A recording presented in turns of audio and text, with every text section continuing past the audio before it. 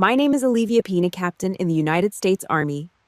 At 34, I thought I was trained to handle anything. But no drill prepared me to stand in front of two fresh dirt mounds, my husband's and my 7-year-old daughter's, while the front row of chairs meant for my parents sat completely empty. While trying to breathe through the suffocating hugs of condolences, my phone buzzed. It was my mother. She sent a text to the wrong person. It was a picture of her and my dad grinning at a resort in Hawaii with a message meant for someone else. Finally, away from that depressing atmosphere, the white lilies there looked so cheap. That bullet didn't draw blood, but it killed whatever was left of my soul. They thought they buried their weak little girl that day. They didn't know they just woke up a soldier. Before we get into my story, let me know where you're listening from in the comments. Hit that like button and subscribe if you believe the most ruthless betrayals always come from the ones you'd never suspect. Gunfire, 3 volleys, 21 shots. The crack of the M14 rifles split the heavy Oklahoma air. The smell of sulfur and damp earth coated the back of my throat. I stood rigid in my Army service uniform, shoulders pinned back, chin parallel to the ground. My jaw ached from locking it down so hard my teeth ground together. A sergeant stepped forward, his white gloves pristine. He handed me the American flag folded into a tight, heavy triangle. The rough cotton scraped against my bare palms. On behalf of the President of the United States, the words blurred. I stared straight ahead. Not at the polished oak caskets. I couldn't look at them yet. Instead, my eyes locked on the front row of the staging area under the green canopy. The family row. 3 black folding chairs. Completely empty. My commanding officer, a 2-star general with gravel in his voice, leaned in. His eyes held a quiet, unbearable pity. Did your family make it in, Captain? I didn't speak. I couldn't. I just gave a tight mechanical shake of my head. The general swallowed hard. He stepped back. That silence, that heavy, humiliating silence from a man who had seen war, was worse than a physical blow. The whole unit saw it. Captain Pina, top of her class, left to bury her entire world by herself. 2 hours later, I was standing in the dead center of my living room at Fort Sill Housing. The air conditioner hummed, a useless droning sound. The house reeked of white lilies. Massive arrangements sent by the base by David's civilian engineering firm by people who actually gave a damn. My phone vibrated in my pocket, a heavy, sluggish buzz. I pulled it out. A text from my mother, Ashley. I had called her 3 days ago from the morgue. I stood on the freezing concrete floor, my husband and baby girl behind a steel door, and begged my mother just to come. Just to be a mother. She told me she was bedridden with grief and couldn't physically bear the flight. I opened the message. It was a photo, bright blue water, a poolside cabana in Maui. My father, Norman, holding a Mai Tai. My mother, tanned and smiling behind designer sunglasses. Underneath, a text she clearly meant for her country club gossip circle. Finally, away from that depressing atmosphere. The white lilies there looked so cheap. Anyway, Leo really needed a vacation after enduring the news about Olivia. Leo, my 32-year-old little brother, the golden boy. He had to endure my tragedy, so they took him to Hawaii. I didn't scream.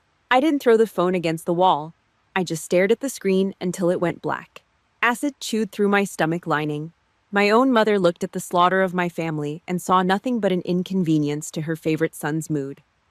My dead child wasn't worth the price of a plane ticket to Tulsa, but Leo needed a beach to process his grief.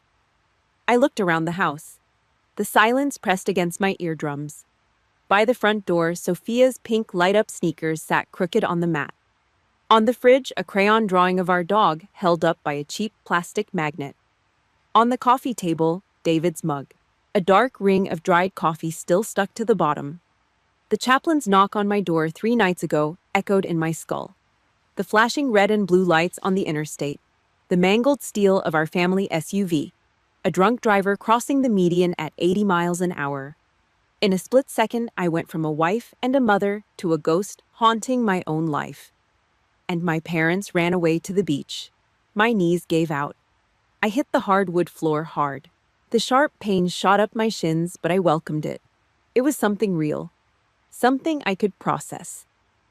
My pristine blue uniform crumpled around me. The brass buttons dug into my chest. I curled into a ball next to the coffee table. No wailing, no screaming, just a hot silent stream of tears soaking into the stiff collar of my shirt. I caught my reflection in the dark glass of the television screen. Red, swollen eyes. A woman stripped down to the bone. A soldier. I took an oath to defend this country. I lived by honor, duty, and loyalty. But the loyalty I freely gave to the people who shared my blood, they wiped their feet on it. They threw it in the trash like a cheap gas station receipt. Something cold snapped inside my chest. A clean, sharp break. The desperate, pathetic daughter who just wanted her mom to hold her, she died in this room. The pain of losing David and Sophia was a gaping wound. It would bleed forever. But the pain my parents inflicted, that wasn't a wound. That was a target. I slowly pushed myself up off the floor. The brass on my uniform caught the dim light from the window. If my pain meant nothing to them, then their existence now meant nothing to me. No more excuses. No more hoping they would magically change into the parents I needed. I walked over to the trash can and picked up the massive arrangement of white lilies. I shoved them deep into the garbage. I stood back staring at the empty space in the living room. It felt exactly like the void left by those 3 black folding chairs at the cemetery. But this wasn't the first time. I knew that suffocating emptiness. I knew the exact shape of an empty chair. I had memorized it when I was 15 years old, burning up with a fever, staring at a hospital door that was never going to open. The cardboard dust coated the back of my throat. I sat cross-legged on the hardwood floor of the Fort Sill housing unit. A fortress of brown U-Haul boxes surrounded me. The house was dead quiet, save for the hum of the refrigerator. Packing up the ghosts of your own life is a mechanical process. Tape the bottom, wrap the memories in cheap bubble wrap, seal it, label it. Pretend your hands aren't shaking. I reached into a plastic storage bin and my fingers brushed against something hard. A purple plastic toy stethoscope. Sophia's. My chest seized. The air rushed out of my lungs. I closed my eyes and suddenly I wasn't an army captain in an empty house. I was back at a heavy oak dining table in Tulsa, Oklahoma. The smell of overcooked roast beef and cheap gravy. The clinking of silverware. I was 17. I had just slid a heavy cardstock certificate across the wood toward my father. Top Cadet, JROTC. The gold foil seal caught the overhead light. I had run miles-shined boots until my knuckles bled and memorized manuals just to earn it. My dad Norman didn't even put his fork down. He glanced at it, grunted. Good. Then he shifted his entire body toward my brother. Hell of a catch on the 50-yard line Friday night, Leo. Scouts are going to be crawling all over you. My mother Ashley reached across the table. She didn't look at me. She just placed her hand flat on my certificate and physically pushed it into a pile of unpaid bills and junk mail to make room for Leo's second helping of mashed potatoes. It was a physical message. Leo was the investment. I was the overhead. I gripped the toy stethoscope tighter. The cold plastic pulled another memory from the dark, the one that explained the 3 empty chairs at the cemetery. I was 15. St. John Medical Center, double pneumonia.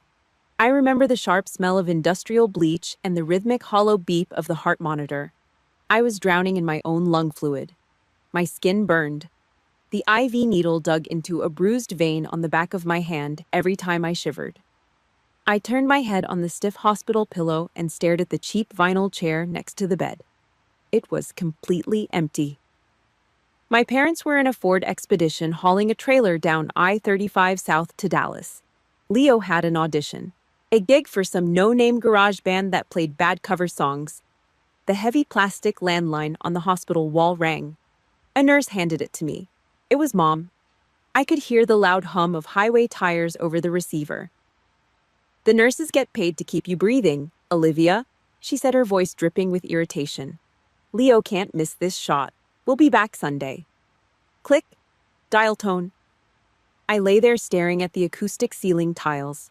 The fever was hot, but the cold realization in my gut was freezing. I learned the math of the Ramos family that day. My failing lungs weighed less than my brother's guitar strings. But the memory that actually forged the armor I wear today, that was Major. Major was a 100-pound German shepherd I pulled out of a cardboard box behind a strip mall. I raised him, fed him, trained him. He slept at the foot of my bed. He was the only breathing thing in that Tulsa house that looked at me first when I walked through the door. Leo hated him. Leo hated anything that didn't worship Leo. One Tuesday afternoon, my brother walked into the kitchen, crocodile tears streaming down his face. He held out his forearm. A shallow red scratch. "The dog bit me," he sobbed. I dropped to the linoleum floor. I checked Major's mouth. No blood, no aggression. The dog was wagging his tail. I begged. I swore on my life Major didn't bite him. It was a fence scratch. A lie. Dad didn't even look at me. He grabbed Major's heavy leather collar. "He's going to a farm in Broken Arrow." They threw my only friend into the back of a pickup truck. A kill shelter, probably. They dumped my only source of unconditional love because the golden boy threw a tantrum and wanted the spotlight back. Missing out on Christmas presents didn't hurt. Losing Major broke me. It taught me that love in that house was strictly conditional, and I didn't meet the terms. So I left. The morning I turned 18, I walked into a recruiting office and signed the papers. The Army wasn't a career choice. It was an extraction. I put on the boots. I laced them tight. Out there in the dirt and the mud, the rules were cut in stone. You run the miles, you get the score. You qualify on the rifle range, you wear the badge. It was pure, brutal merit. The brass on your collar didn't care who your daddy liked best. I found a brotherhood. And then I found David. He was a civilian structural engineer contracted on base. He smelled like graphite sawdust and black coffee. He watched me iron my uniform shirts with a ruler and just smiled. He didn't think my discipline was weird. He didn't call me a rebel. He loved the soldier in me. He gave me Sophia. They built a fortress around me, a real home. Now that fortress was just packing tape and cardboard. The monsters from my childhood were circling the perimeter again, whispering that I was always meant to be the shadow, that I didn't deserve the light. If you've ever been the scapegoat in your own family, if you know the exact suffocating weight of being pushed aside for the golden child, do me a favor. Drop a 1 in the comments right now. Hit that like button, subscribe to the channel, and let's stand together. Because surviving a toxic bloodline is a war they don't give out medals for. I dropped the purple stethoscope into a box labeled Sophia. I grabbed the heavy tape dispenser. I pulled it sharp. The loud, violent screech of the adhesive ripped through the dead air of the living room. I slammed the tape down over the cardboard seam, dragging my thumb hard across it to seal it shut. My past forged me. It trained me for hell. But I was done letting it dictate my wars. I stood up, wiping the dust off my jeans. It was time to clean house. Then a loud sound cut through the silence. Ding dong. 2 weeks since the funeral. The house smelled like rotting vegetation and stagnant water. The massive floral arrangements the base had sent were dying, dropping brown petals onto the hardwood. I was sitting cross-legged among the moving boxes, holding one of David's crimson Oklahoma Sooners t-shirts. It still smelled faintly of his Old Spice deodorant and sawdust. Then the doorbell rang, a sharp grating sound that made my chest tighten. I set the shirt down, smoothing out the fabric. I opened the heavy oak door. My parents and Leo stood on the porch. The heat of the Oklahoma afternoon pushed in past them, thick and oppressive. No one carried food. No one held out their arms for a hug. They didn't even look tired. They looked like they were stopping by on their way to a Sunday brunch. Ashley pushed past me without waiting for an invitation.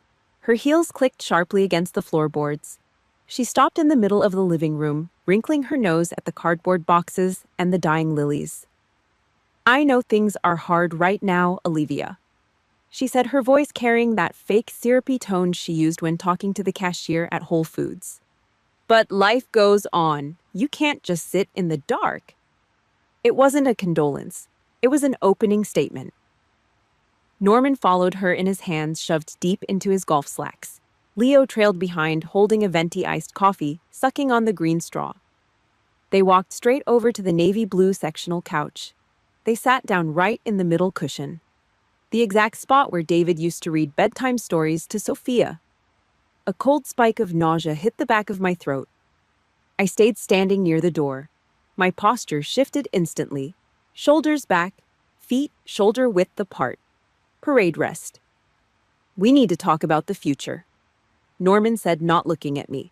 He was examining the crown molding. Leo leaned forward, resting his elbows on his knees. He had that smug, entitled grin he always wore right before he asked for something he didn't earn. Look, Liv, I've got this opportunity. Once-in-a-lifetime kind of deal. A sports bar down in the Blue Dome district. Prime real estate. It's gonna be a gold mine on game days. I just stared at him. My brain refused to process the words. A sports bar. Ashley leaned in, lowering her voice conspiratorially. Leo needs $40,000 for the buy-in, Olivia, just to get his foot in the door. With your captain's pay, and... She hesitated, but only for a fraction of a second. And the SGLI payout from David, you have more than enough sitting around. It's just sitting there. The service members' group life insurance. They weren't here to check if I was eating. They weren't here to hold my hand. They had run the math on my dead husband's life insurance policy, and they wanted their cut to fund Leo's drinking habit disguised as a business. The silence in the room stretched so tight it felt like it would snap and take my head off. I just buried them. My voice was barely a whisper. It shook. I hated that it shook. I just put my husband and my baby in the ground, and you're asking me for money. Ashley sighed a loud put-upon sound. She adjusted her designer purse on her lap. What she said next froze the blood in my veins. Listen to me, Olivia. I hate to say this, but maybe this is God's plan. My vision narrowed. The edges of the room blurred out. You're not tied down to that little family anymore. She continued, her voice completely devoid of empathy. You're free. You can focus on your real family now. Your blood. Helping Leo get this bar off the ground that helps all of our futures. God's plan. My husband bleeding out on the interstate. My 7-year-old daughter's chest crushed. God's plan so I could write a check for a sports bar. They saw the slaughter of my family as a financial liberation. A lucky break. Norman nodded, pointing a thick finger at me. The army is a temporary gig. You know that. But Leo's success? That's the family legacy. You owe it to this family to pitch in when we need it. Something snapped inside me. The scared, unloved 15-year-old girl in the hospital bed died right then and there. The sister who tried to buy her way into their good graces evaporated. The heat in my face vanished. A terrifying, ice-cold calm washed over me. The kind of calm that descends over a combat zone right after the first IED goes off. I stopped leaning against the wall. I stepped into the center of the room. I didn't yell. I dropped my voice an octave, the command voice. Get out! Leo blinked, pulling the straw out of his mouth. Come on, Liv. Don't be a bitch about this. It's an investment. I said, get the hell out of my house. The words cut through the room like razor wire. Ashley flinched. Norman stood up, his face flushing dark red. The vein in his neck bulged. You listen to me, he roared, pointing that heavy finger at my face. We are your family. If you turn your back on your brother right now, you are no daughter of mine. I looked at him. I looked at the man who gave away my dog, who left me to choke on pneumonia, who didn't bother to show up to watch me bury my child. I didn't blink. I didn't break eye contact. Then, sir, I said, my voice dead flat, I became an orphan 2 weeks ago. I walked past them. I grabbed the heavy brass handle of the front door and ripped it open. The blinding Oklahoma sun poured into the dark hallway. They stared at me. For the first time in my life, I saw fear in my mother's eyes. They realized in that split second that they had pushed too far. The ATM was closed. The punching bag was gone. Norman opened his mouth to speak, but the look on my face stopped him dead. He grabbed Ashley's arm. They shuffled out the door, Leo trailing behind them, suddenly very quiet. They stepped onto the porch. I grabbed the heavy oak door and slammed it shut with everything I had left. The frame rattled. The deadbolt engaged with a loud metallic crack. I stood in the hallway staring at the locked door. My chest heaved. The silence rushed back in, heavy and suffocating. I turned around and looked at the living room. It was empty. completely empty. I walked over to the boxes and picked up David's red Oklahoma Sooners shirt. I buried my face in the fabric. I needed a lifeline.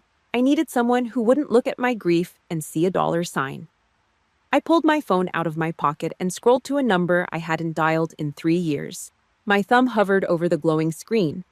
I was sitting on the floor, leaning back against the front door I had just deadbolted. The adrenaline was leaving my bloodstream. What replaced it was a cold, hollow ache. I had just amputated my own family. The bloodline was dead.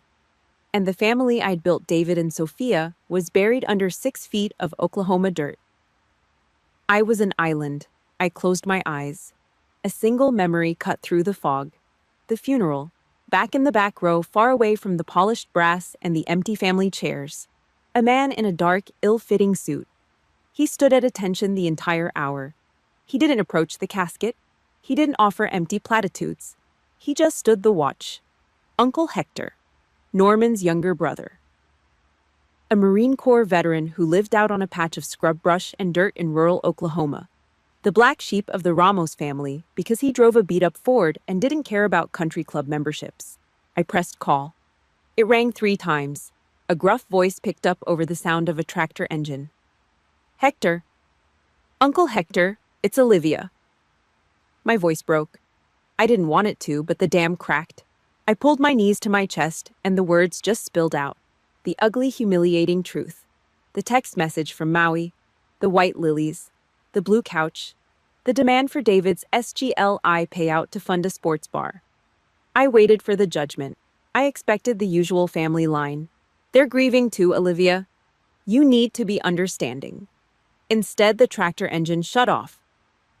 Dead silence on the line, just the sound of heavy breathing.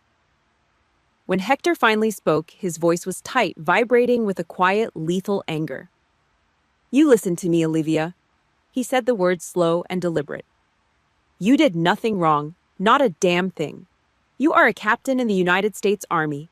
You served this country with honor, Norman and Ashley. They are cowards. They just shamed the Ramos name. You don't owe them a dime. You don't owe them a second of your time. The breath rattled out of my chest. My shoulders dropped.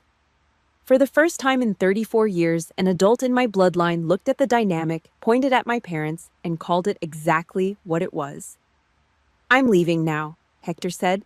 Don't lock the deadbolt. He hung up. 3 hours later, the heavy rumble of a diesel engine shook the front window of the housing unit. I opened the door. Hector climbed out of a dented F250. He didn't bring flowers.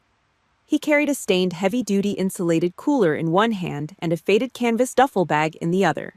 He walked up the steps, his work boots heavy on the concrete. He pulled me into a tight, crushing hug. He smelled like motor oil, old leather, and peppermints. We didn't talk. We walked into the kitchen. He opened the cooler and pulled out a massive Tupperware container. The smell of real chicken broth, celery, and black pepper filled the sterile air of the house. He set it on the stove to heat up. Then he reached back into the cooler, pulled out 2 glass bottles of Shiner Bock, popped the caps on the edge of the counter, and handed me one. The glass was freezing. Condensation dripped onto my fingers. I took a pull. The dark beer burned going down. It grounded me. We sat at the small kitchen table. The silence between us wasn't heavy or demanding. It was the silence of 2 veterans, the kind of quiet that acknowledges the casualties without needing to list the names. Hector rubbed his thumb over the condensation on his bottle. Your father, he started, his eyes focused on the wood grain of the table, was always chasing the shine. He wanted the big house, the perfect son playing football, the country club dinners. But it was all just sheetrock and cheap paint, no foundation. He looked up at me. His eyes were dark, lined with years of sun and hard work. You joined the Army. You built a foundation. You know what honor is. Norman hates that. Because looking at you forces him to see exactly what he isn't. Their selfishness. That's a disease they've carried for 30 years. It has nothing to do with you. I swallowed hard. The knot in my throat was tight, but it wasn't suffocating anymore. They wanted David's insurance money. I whispered, the shame of it still stinging. Hector set his beer down with a hard clack. They're scavengers. You cut them off.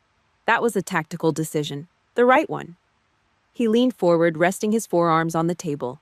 The sleeves of his flannel shirt rode up, showing the faded edge of an old Marine Corps tattoo. "You're a logistics officer, right?" he asked. I nodded. "You know leadership.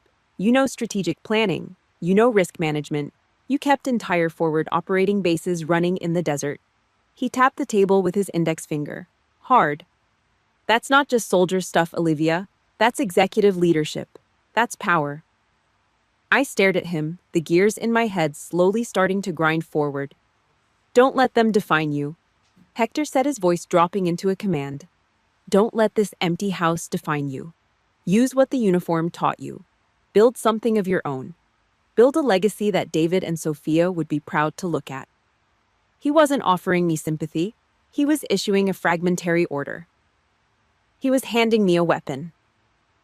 I looked down at the cold bottle in my hand.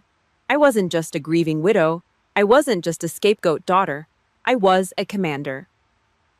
I took a long breath. The smell of the hot chicken soup mixed with the stale air of the empty house. I stood up. I walked over to the kitchen counter, grabbed a black Sharpie and a yellow legal pad. I sat back down across from Hector. I uncapped the marker. The sharp smell of ink hit the air. I pressed the tip to the paper. The black marker squeaked against the yellow paper, a sharp, violent sound in the empty house. I sat at the kitchen table until the sun came up, drinking coffee so black and stale it tasted like battery acid. By morning, my kitchen looked like a tactical operations center. I stripped the walls bare.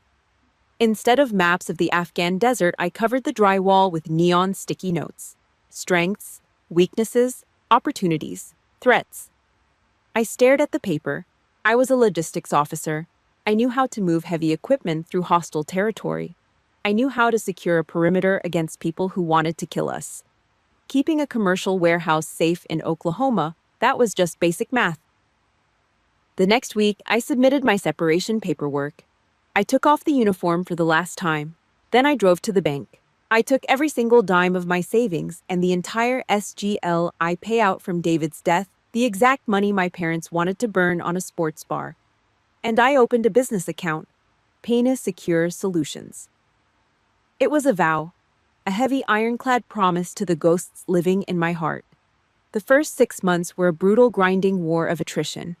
I rented a 200-square-foot office in a dying strip mall. The fluorescent lights buzzed a constant, irritating hum that drilled into my temples. The carpet smelled like old cigarettes and damp cardboard. I worked 18 hours a day. I sat in a broken office chair at 2 a.m, staring at a blank website builder. I remembered David's large, calloused hands guiding mine over the keyboard years ago, teaching me basic coding. The memory felt like a physical weight crushing my chest, but I swallowed the grief and forced my fingers to type.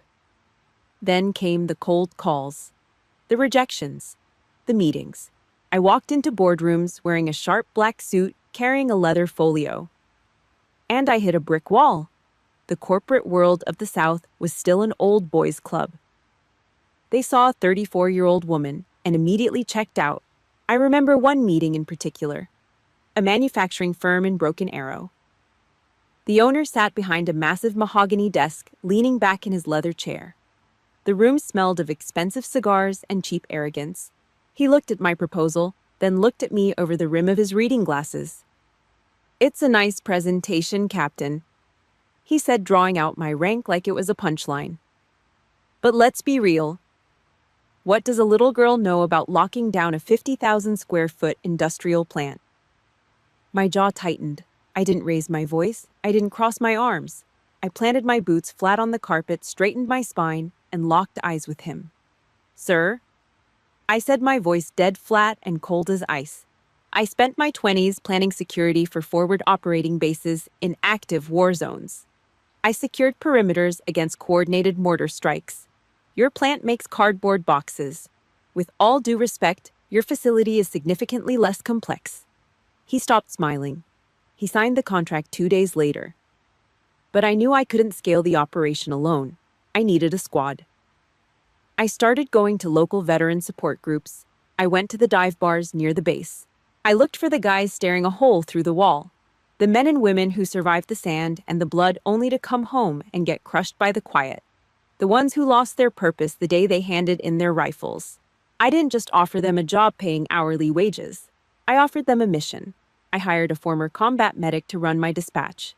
I put a former turret gunner in charge of site audits.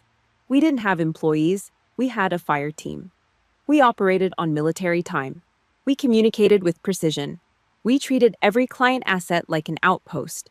The men I hired walked taller. They had a reason to shine their boots again. They had a commander who actually understood the ghosts they carried. We didn't spend a dime on advertising. We didn't have to. In Oklahoma, word of mouth is gospel. One warehouse manager talked to a logistics director. A logistics director talked to a bank executive. Pina Secure Solutions built a reputation made of iron. 1 year later, I stood by the floor-to-ceiling glass window of our new office. It was on the 12th floor of a downtown commercial building. The Tulsa skyline stretched out in front of me, the glass skyscrapers catching the orange fire of the setting sun. We were profitable. We had just closed a massive consulting contract with a statewide freight company. I held a mug of hot coffee, letting the heat soak into my palms. The office was quiet. The team had gone home. For the first time in a year, my shoulders dropped. The constant gnawing survival instinct in the back of my skull finally went to sleep. I thought about an audiobook I listened to on the long drives between client sites. Brené Brown. She said, "Courage is not the absence of fear. Courage is feeling the fear, feeling the absolute terror of the unknown, and choosing to step forward anyway." I stepped forward. I took the ashes of my life and built a fortress. I wasn't the scared little girl in the hospital anymore. I wasn't the victim of a greedy family. I was the architect of my own future. I took a slow, deep breath, watching the streetlights flicker on down below. Peace. Actual hard-earned peace. Then my phone vibrated on the polished oak desk. I turned around. The screen lit up in the dim room. It wasn't a client. It was a notification from a private neighborhood Facebook group. And right below it, a text message from a number I hadn't seen in years. My Aunt Martha. "We need to talk about what you are doing to your parents." The cold crept right back into the room. The phone vibrated against the polished oak of my desk. A harsh, rattling sound that shattered the quiet of the office. It wasn't just a text anymore. The screen flashed an incoming call. Aunt Martha. I hadn't spoken to my father's older sister since the funeral. She was the loud, undisputed matriarch of the extended Ramos family. If Martha had an opinion, the rest of the bloodline fell in line. I stared at the glowing green accept button. My military instincts told me to gather intelligence before engaging. I let it ring. It went to voicemail. I already knew the tactical situation. In the year I spent building Pina Secure Solutions, my family's little empire had crumbled into dust. Leo's grand, once-in-a-lifetime sports bar in the Blue Dome district didn't even make it 8 months. He blew through his initial capital on high-end leather booths and flat screens, but forgot to pay the actual contractors. The liquor license got held up. The doors never officially opened. Norman and Ashley had co-signed the business loans. They took out a second mortgage on their house in the suburbs to keep Leo's sinking ship afloat. They were bleeding cash, drowning in debt, and completely ostracized by the few neighbors who knew how they behaved at David and Sophia's funeral. But toxic people don't look in the mirror when the house burns down. They look for a scapegoat. I was the perfect target. The voicemail icon popped up. I tapped the screen. "Olivia." Martha's voice crackled through the speaker, thick with cheap Chardonnay and heavy judgment. "We need to talk about this. This phase you're going through." I leaned back in my chair, staring out at the Tulsa skyline. "I hear you're doing real well for yourself." Martha continued, her tone dripping with venom. "Sitting up in some fancy downtown office. Meanwhile, your mother is in tears every day. Your father is about to lose the house because of Leo's bad luck. And you? You take that massive insurance payout from David's death and just turn your back on your own flesh and blood.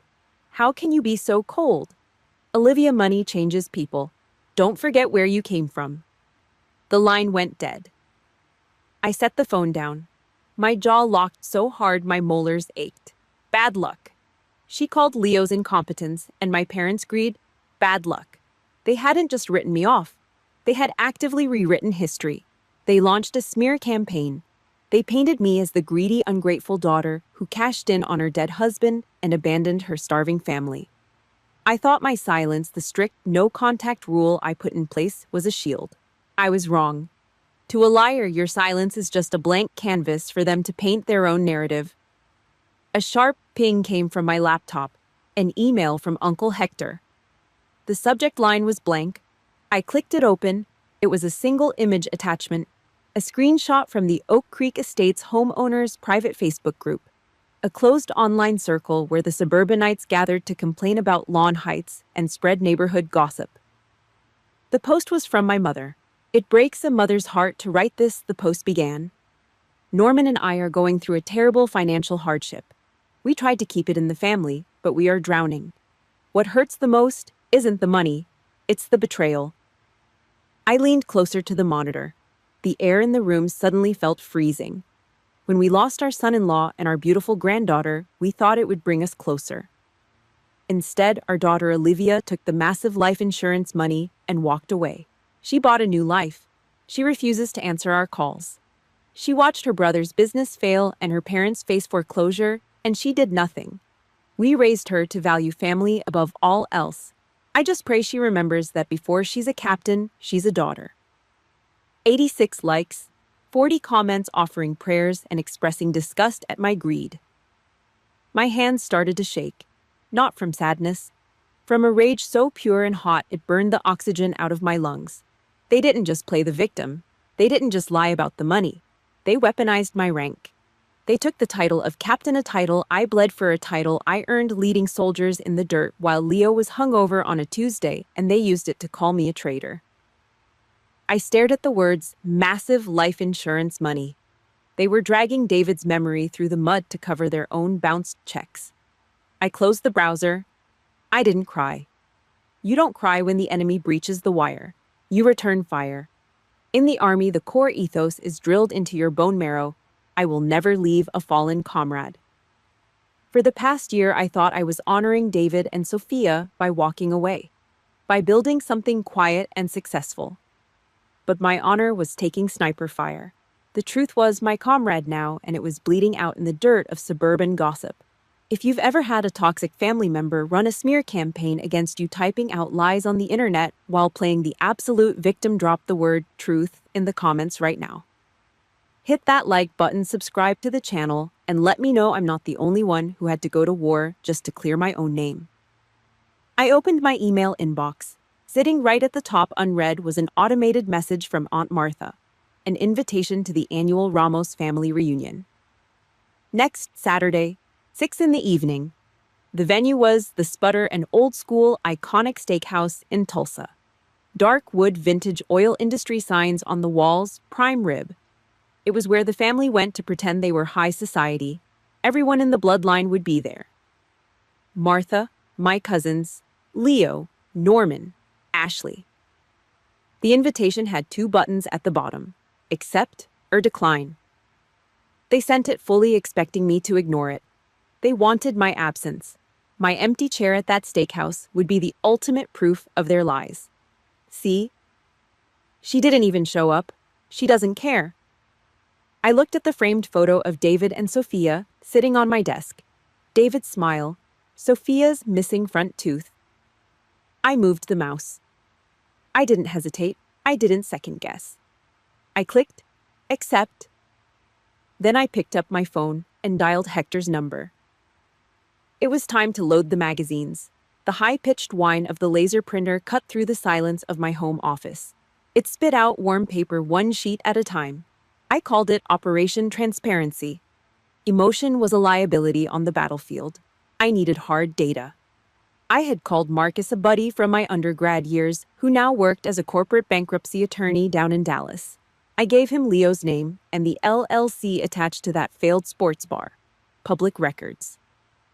2 hours later, a thick PDF hit my inbox. Chapter 7, Bankruptcy, Defaulted Vendor Payments, Outstanding Tax Liens. And right there, buried in the asset and liability filings, was the smoking gun. A second mortgage on Norman and Ashley's house in Oak Creek Estates. $300,000. They didn't lose their money to bad luck. They didn't fall victim to a bad economy. They burned it on Leo's bar tabs, unpaid contractors, and sheer, unfiltered arrogance. I ran my finger down the column of red ink. Every single number on this page was a hammer ready to smash their fake victim narrative to pieces. The paper felt warm against my fingers. This wasn't gossip. This was a receipt. I moved from the desk to the hall closet. I pulled down a heavy plastic storage bin. The lid cracked open, releasing the smell of old cardboard and dust. Financial records were good, but I needed character evidence. I went back to my laptop. I pulled up the screenshot Hector had sent me months ago. The Hawaii photo. I hit print. The machine whirred. The paper slid out. Bright blue water. My parents tanned and grinning behind designer sunglasses. But it wasn't the smiles that mattered. I took a red pen and circled the bottom right corner. A digital timestamp. The exact date and time I stood in my dress blues, listening to rifles crack, watching dirt hit David and Sophia's caskets. Next, the text message. The white lilies there looked so cheap. Print. The smell of hot toner filled the small room. Lastly, I dug into the bottom of the plastic bin. A stack of old letters I wrote to my college roommate during my sophomore year. Faded pay stubs from my graveyard shift at a diner stapled to rejection letters from my parents. They denied me $50 for used biology textbooks because Leo needed new custom football cleats. Each piece of paper was a bullet. I stacked them neatly on the desk, a full magazine. I shoved the stack into a thick manila folder and drove out to Hector's place. Dust kicked up behind my truck tires on the long, unpaved county road. His farmhouse smelled like old wood, burnt coffee, and diesel grease. I dropped the folder on his scratched kitchen table. I spread the papers out like a map of a hostile sector. Hector stood over the table. He didn't say a word. He read the bankruptcy filing. He looked at the red circle around the Hawaii timestamp. The muscle in his jaw jumped a hard knot under his weathered skin. He picked up the printout of the text message about the lilies. His thick, calloused thumb ran over the black ink. "They're walking into an ambush," he said, his voice a low, rough gravel. "It's not an ambush," I replied, my voice dead flat. "It's a mirror. I'm just forcing them to look at their own reflection." Hector looked up. His eyes were hard, the eyes of a Marine who had seen the worst of human nature and survived it. "You aren't going in alone. I made some calls this morning. Your cousins Mark and Sarah. They always knew Norman was a fraud, but they kept quiet to keep the peace. Not anymore. They're meeting us there." He tapped the table. "You bring the paperwork. We bring the bodies. We bear witness." It wasn't just me anymore. It was a front line built out of the family's outcasts. Friday night, the night before the reunion. The house was dead quiet. I didn't feel anxiety. I didn't feel fear. Just a strange cold calm settling deep in my chest.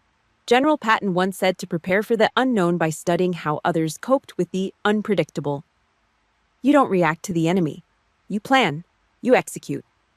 I laid my clothes out on the mattress. No dress blues. The uniform was for the country. This was a civilian fight. I wanted them to face Olivia Pina, the executive. I plugged in the iron. The steam hissed. I pressed a white button-down shirt until the creases along the sleeves were sharp enough to draw blood. Black tailored slacks. Black leather boots polished to a dull shine. I walked into the bathroom and looked in the mirror. The woman looking back wasn't the broken widow bleeding out on the living room floor a year ago. The scar was there, right behind the eyes, a permanent mark of the fire. But the posture was different. Shoulders locked back, chin parallel to the floor. A commander. I walked back to the bedroom. I gathered the stack of papers, aligning the edges perfectly. I slid the manila folder into a hard leather briefcase. I pushed the brass latches down. They locked with a heavy metallic snap. Saturday, 5:50 p.m. The late Oklahoma heat baked the asphalt. I parked my truck across the street from the sputter. The neon sign buzzed and flickered against the early evening sky. I grabbed the handle of the briefcase. The leather was cool and firm under my palm. I crossed the street. I could smell it from the sidewalk. Heavy mesquite wood smoke roasting prime rib and stale beer. The sound of forced laughter and clinking glasses leaked out from the building. They were in there, playing the victims, soaking up the pity. I stopped at the entrance. I took one deep breath of the hot, humid air. I reached out, grabbed the heavy iron handle of the front door, and pulled it open. The heavy iron door of the sputter swung open. The blast of air conditioning was freezing thick with the smell of charbroiled steak-baked potatoes and stale draft beer. I stepped inside. Hector was right behind me, a silent, heavy presence. We walked past the crowded front bar toward the private banquet room in the back. The walls were covered in rusty drill bits and faded oil company signs. I pushed the double doors open. The room went dead quiet. 30 people, aunts, uncles, cousins. My parents and Leo sat at the head table. Ashley was dabbing the corner of her eye with a cocktail napkin. Playing the grieving mother. Playing the victim. The moment I walked in, 30 pairs of eyes locked onto me. Most were curious. Some were outright hostile. Aunt Martha stood up. She tapped a spoon against her wine glass. "Everyone," she said, her voice loud and grating. "Before we eat, I want to say a few words. Family is the only thing that matters in this life. When one of us hurts, we all hurt."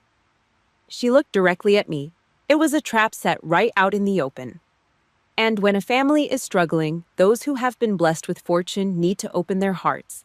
We need to remember where we came from, Olivia. And we need to help. A low murmur of agreement rippled through the room. They had all read the Facebook post. They had all heard the gossip. I was the villain who cashed in on a tragedy. I didn't sit down. I didn't break eye contact with Martha. I walked straight past the empty chair they had left for me. I walked to the small wooden podium at the front of the room, right next to the pull-down projector screen. I set my leather briefcase on the podium. The brass latches clicked loud in the silent room. "Thank you, Aunt Martha," I said. My voice didn't shake. It carried the low, flat authority I used on the firing range. "You talked about family. Tonight I want to talk about something else. The truth." I plugged my laptop into the HDMI cable. John Adams said, "Facts are stubborn things. And whatever may be our wishes, our inclinations, or the dictates of our passion, they cannot alter the state of facts and evidence." I hit a button. The projector hummed to life. A blinding white rectangle hit the screen behind me.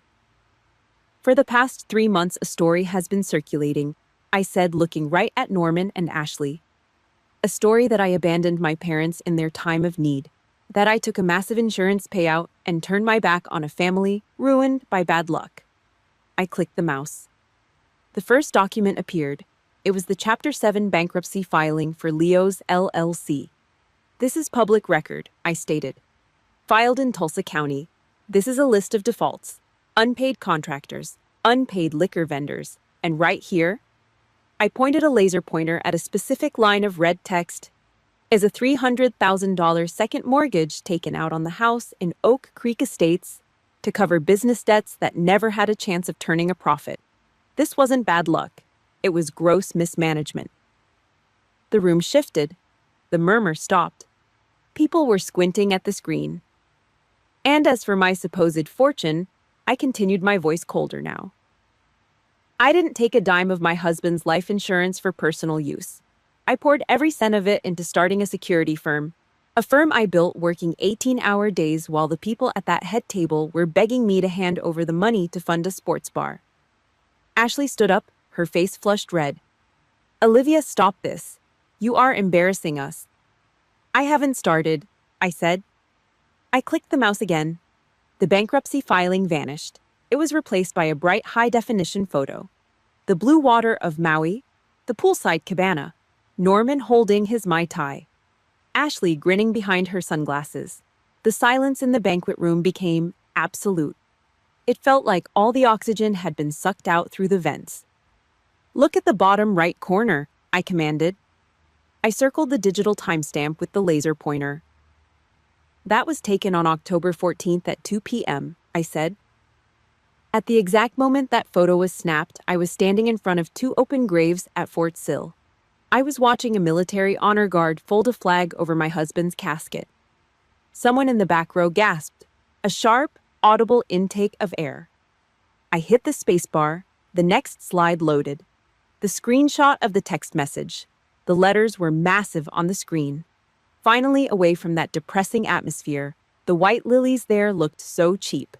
Anyway, Leo really needed a vacation after enduring the news about Olivia. This, I said, pointing at the screen, was sent to my phone by mistake, while I was burying my 7-year-old daughter. The room erupted, not in agreement with Martha, in sheer, unadulterated disgust. Aunts and uncles were staring at Norman and Ashley like they were staring at a car wreck. Whispers turned into loud, angry voices. Ashley gripped the edge of the table. Her knuckles were bone white. That's Photoshop. She stammered, her voice high and panicked. She's making it up. She hates us. But her face betrayed her. The absolute terror in her eyes confirmed every single word on that screen. Before anyone else could speak, a heavy chair scraped loudly against the wood floor. Hector stood up. He didn't walk to the front. He just stood by his table, his massive shoulders squared. The room instantly quieted down. "I was there," Hector said. His voice was a low, heavy rumble that carried to every corner of the room. He stared directly at his older brother. "I was at the funeral. I stood in the back. I saw the empty chairs in the front row. I watched Olivia stand there by herself." He took a slow step forward. "I saw a soldier left behind by her own blood. You aren't victims, Norman. You are liars." That was the kill shot. There was no coming back from the word of a Marine. No spin, no gaslighting.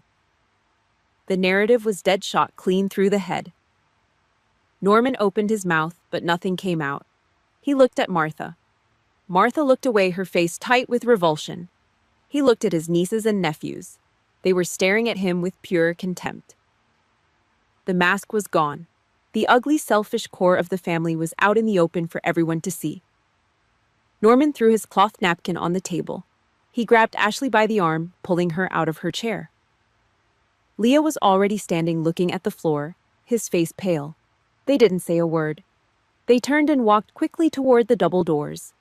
The silence as they walked the length of the room was deafening. No one tried to stop them. No one offered a comforting pat on the shoulder. They were ghosts. The heavy doors swung shut behind them. I stood at the podium. I reached down and closed my laptop. The screen rolled up with a loud snap. I had won. The truth was out. The war was over. I picked up the leather briefcase. The brass handle felt heavy in my hand. I walked out of the banquet room, leaving the stunned murmurs behind me. I pushed through the front door of the restaurant and stepped out into the humid night air. I stood alone in the dark parking lot. I waited for the rush of victory. I waited for the joy. It never came. The ride home from the sputter was completely silent. Hector drove his heavy F250. The amber glow of the dashboard lights illuminated the deep lines on his face. He kept his eyes on the road. I sat in the passenger seat staring out at the passing streetlights. There was no cheering, no high fives. I didn't feel the adrenaline rush of a victorious commander. I just felt gutted. I had fought my entire life for a seat at their table. I chased good grades, military promotions, anything to make them look at me the way they looked at Leo. Tonight I finally forced the entire family to see me, to acknowledge the truth, and I realized it didn't matter anymore. Winning that battle meant accepting that the parents I wanted, the ones who would protect me and love me unconditionally, were a fantasy.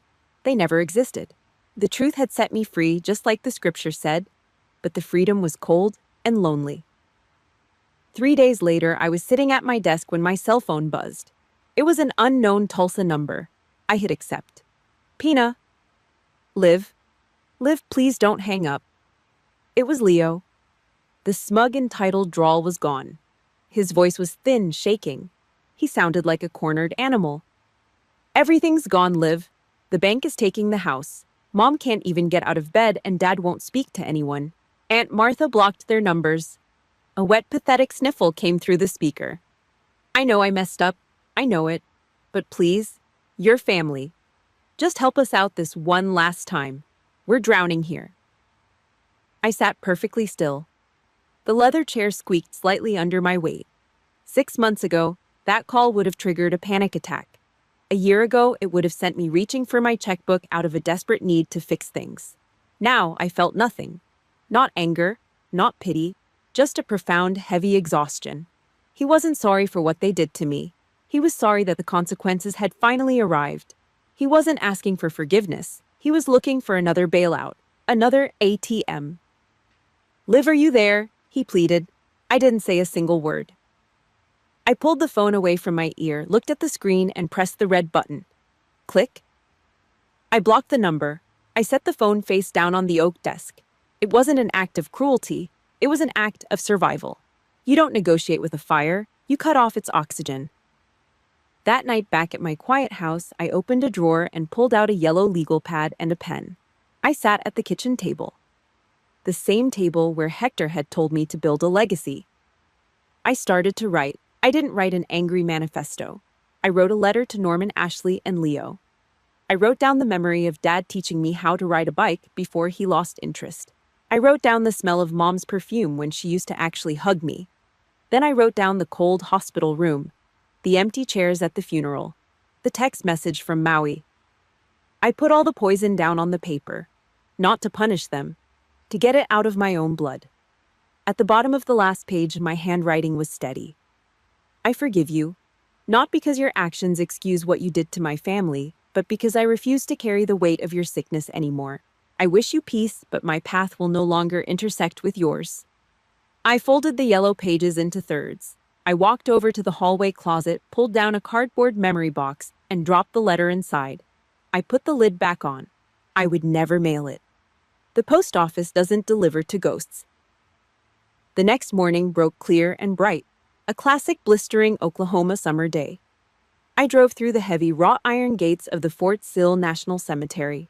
The tires crunched slowly over the white gravel. I parked the truck and walked across the manicured green grass. The air smelled of cut lawn and hot stone.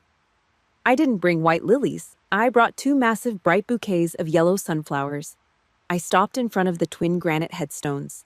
The sun beat down on my shoulders, warm and heavy. I knelt in the grass.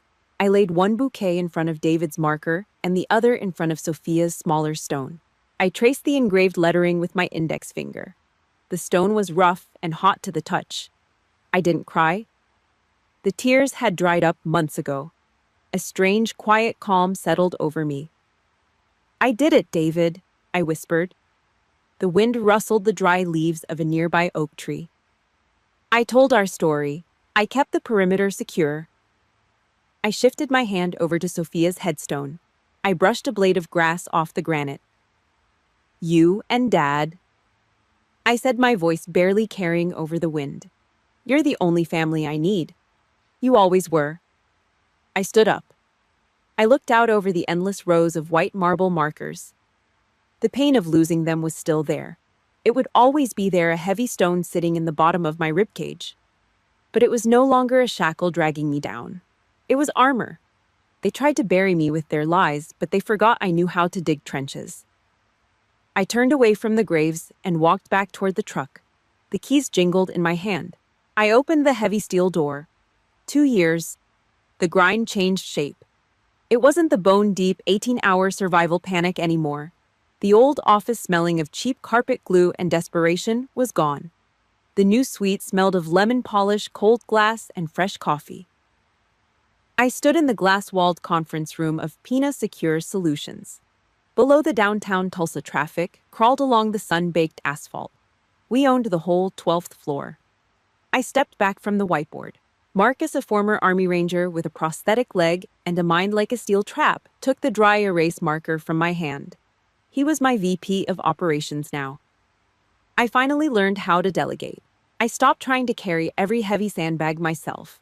We hired 30 more veterans this year alone, men and women who knew how to secure a perimeter and read a room before a threat ever materialized. They came home and lost their purpose. I just gave them a new mission. We dominated the commercial security sector in the Midwest. No flashy billboards, just ironclad contracts and quiet, brutal efficiency. I grabbed my black coffee from the oak table. It was still hot. I didn't have to drink it cold at 3 in the morning anymore. But the company was just the engine. The real work happened completely off the clock. I drove my F2502 hours east of the city. The oppressive Oklahoma concrete heat broke, giving way to the cool, damp shade of the pine trees around the lake. I parked the truck and walked toward the heavy smell of wood smoke and roasting hot dogs. Sophia's Sunshine Project. I took 20% of the company's net profit and funneled it straight into a hard partnership with TAPS, the Tragedy Assistance Program for Survivors. Gold Star Families. I walked past the heavy log cabins. A dozen kids were running across the grass, screaming and throwing water balloons. Kids who knew exactly what the sharp crack of a 21-gun salute sounded like. Kids who had tightly folded American flags sitting on their mantles back home. A little girl with scraped knees and a missing front tooth ran past me laughing hard. She looked like Sophia. My chest tightened, a hard, familiar physical ache behind my ribs. But it didn't drop me to my knees anymore. I wasn't Captain Pina out here. I wasn't the CEO. I sat on a rough wooden bench next to a young widow. She wore her husband's tarnished dog tags around her neck, the cold metal pressed against her collarbone. We watched the fire crackle. We didn't talk about moving on. We didn't offer empty, sickening platitudes about God's plan. We just shared the quiet, heavy understanding that comes from surviving the absolute worst day of your life. I promised David and Sophia I would build a legacy out of the ashes. Every time one of those kids smiled, I kept that promise. Sunday evenings belonged to Hector. I pulled up to his farmhouse just as the sun started to dip. The rich smell of smoked brisket hung heavy in the humid air. He stood by the massive iron smoker in his backyard holding a pair of steel tongs, a glass bottle of Schienerbach resting on the wooden prep table. He looked older. His hair was completely gray now, but his shoulders were still squared like a Marine standing at parade rest. He handed me a cold beer. We clinked the glass bottles together. A sharp clack. "Martha called today," Hector said, flipping a massive cut of meat. The fat sizzled violently against the hot iron grate. I took a long drink. "Yeah, what did she want?" "Asked if we were coming to the Labor Day cookout. Made sure to ask about you specifically."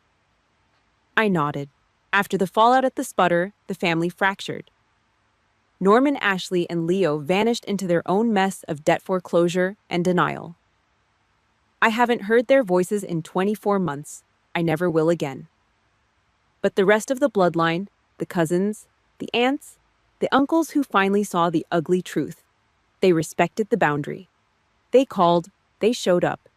They treated me like a human being, not a walking ATM. Hector didn't talk about Norman. Norman was a ghost, a cautionary tale about a weak man who loved a fake image more than his own daughter. Hector was the father I always wanted, the man who showed up in the dark and handed me a flashlight. I drove back to the city. The sun dipped below the flat horizon, the famous Oklahoma golden hour. It washed the empty streets in a deep, burning orange. I walked into my empty office. The servers hummed faintly down the hall. I dropped my keys on the desk. They hit the dark wood with a heavy thud. I didn't look out the window. I looked at the wall behind my desk. No corporate framed art. Just a massive corkboard covered in photographs. A picture of Marcus and the guys at a training site. A picture of Hector holding up a massive largemouth bass at the lake. A picture of the Gold Star kids covered in mud and laughing at the summer camp. And right in the dead center, pinned firmly to the board, a picture of David and Sophia. David wearing that crimson Oklahoma Sooners shirt. Sophia sitting on his shoulders holding her plastic purple stethoscope. I walked over. I reached out and ran my index finger across the smooth, glossy paper, the faces of the people I loved more than breathing. I didn't break down. I smiled. A genuine, quiet smile in the empty room. The grief didn't shrink. I just grew a much larger life around it.